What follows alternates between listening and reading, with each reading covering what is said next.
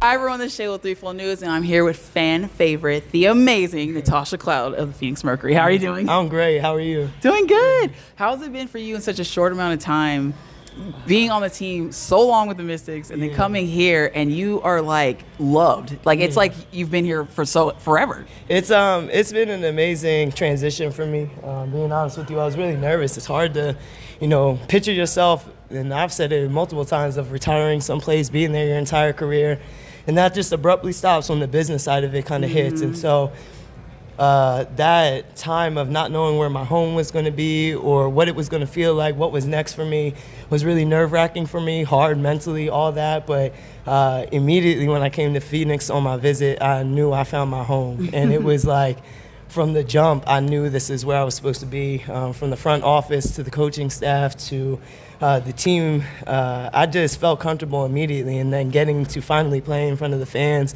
and really just be embraced for everything that I am. The villain that I can be on the court, right? Because I got to be the bad guy a lot of the times. The effort that I give, the dog that I am. It's almost like y'all have been waiting for that. And so to be embraced and just, what was deemed as bad where I previously was is just fully embraced here. And that is like the most beautiful thing, because all I prayed for was peace in this next part of my journey. And ebbs and flows of seasons are going to come, but when you're feeling peace, when you walk into work every single day, you enjoy the people that you're around, there's no behind the scenes. Like, all I have to do is worry about basketball, and that is like the biggest blessing to my career. Yeah, that's so awesome, and we're so happy you're here. Thank God. She ain't going nowhere. I'm not.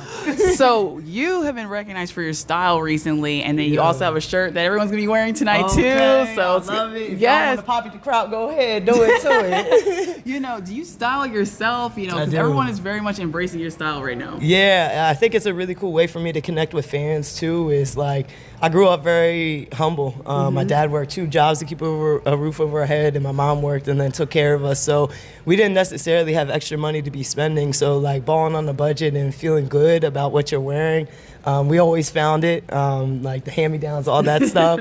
So I really do transition that into my career now, and I want fans to have that intimate kind of relationship with me, especially when it pertains to fashion and things that we can kind of just like embrace together. So everything that I wear you can find in your local malls, Fashion Nova, MN, ML, Zara a lot of the times. But yeah, I dress myself. It's something that I love to do too. I say subtle, but you feel me. But it's all affordable. And that's just a really cool piece for me to share with my fans, and that if you want to replicate it, you literally can go to the mall and replicate what I'm wearing. Yes, and lastly, you are so big in the political side of things.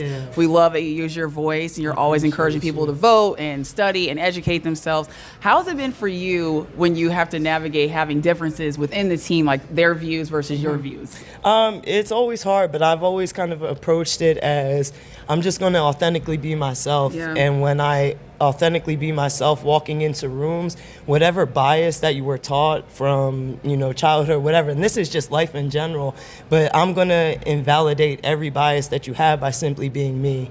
So I'm going to walk into a room as a gay black woman, and if you have any biases of any of those intersectionalities, right, I debunk them, because I'm just leading with light and love. And when you can just walk into a room and be yourself, and you can find commonalities between one another, you start to realize that we have a lot more in common than we do differences. But the way the world wants us to view each other is that we have more differences than commonalities, and that's the biggest lie that we can be told. So I think that in this election, we really truly are A, saving our democracy, and B, really just like our humanity at this point. And I don't know about y'all, but I don't want to go back, and we're not going back. So you better vote for that beautiful black woman in office, okay?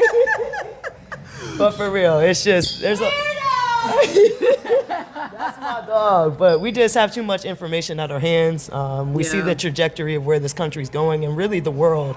And we have to have the accountability as people to play our part. Like, we have a part in this. So everyone go do your part. That's going out and voting. And again, we're going to vote from my girl Kamala.